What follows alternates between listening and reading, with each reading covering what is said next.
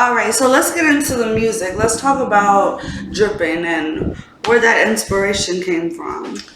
Um, it came from one day me and my nephews and shit. We was in the studio and shit with this one producer called Magic Mac, white boy and shit. And he was producing beats. So we was just in there and we was just fucking around with the beat. And I just hopped on, was like, I'm dripping. But he was like, man, that shit sound raw. It sounded like a chant. So we just continued going with that. And the shit just took off from there. But then it's like it was like in a raggedy studio. It really wasn't like a full studio. He was recording the studio, recording me on like Mixcraft. Okay. The quality didn't come out correctly. So I took that and went to actual producer, which is Dame B, who's 216 Hour Studio. Okay. Yeah, shout him out. We can tag him. You know what I'm saying? Dame B, 216 Hour Studios. And he did, and mostly I go to him all the time. Like, you know what I'm saying? But the official dripping, you know what I'm saying, when I made it shit, now you hear it sound way better, more quality.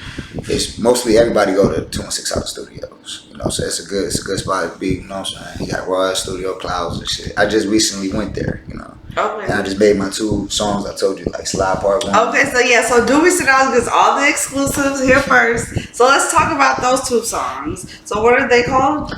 Slide Part 1 and Slide Part 2. Okay. So what got you into the groove of that? Because they both go hard, but it's like different sounds. So what were you thinking when you were making them? Alright, well, Slide Part 1, that was like on some, you know, so it's like a dancing, but it's like a gangster, you know what I'm saying? Like, you know, it's a raw type shit. It's, you can dance to it, have girls dancing to it and shit like that, you know what I'm saying? Shake some ass. You know, that type of shit. But Slide Part 2 is kind of different.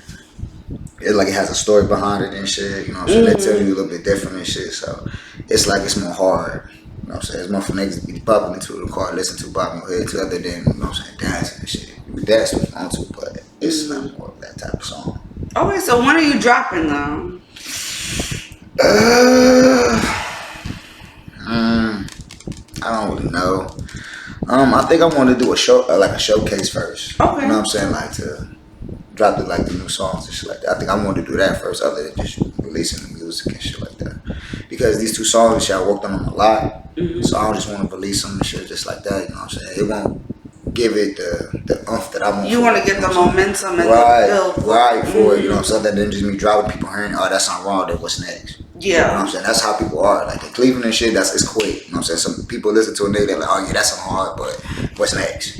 You know what I'm saying? You drop some other stuff, like, oh yeah, that's hard, but what's next? Yeah. That's how Cleveland is. You gotta be consistent. If you're not, then you fall. Okay, that's a word that I like to use a lot on my podcast, because no matter who I'm interviewing and what they're doing, if you're not consistent in what you're doing, you're not gonna do good. Yeah, that is true. How big is consistency to you? It's a major factor. Like I said, because in Cleveland, it's on to the next. They be on your ass. It's on to the next. Like, I swear, like a following, like you can drop a song, right? And you can have a spark and it be going for about a week, maybe 2-3 days, depends on the type of artist you are. If you're a good artist, your shit will go maybe a week, 2 weeks.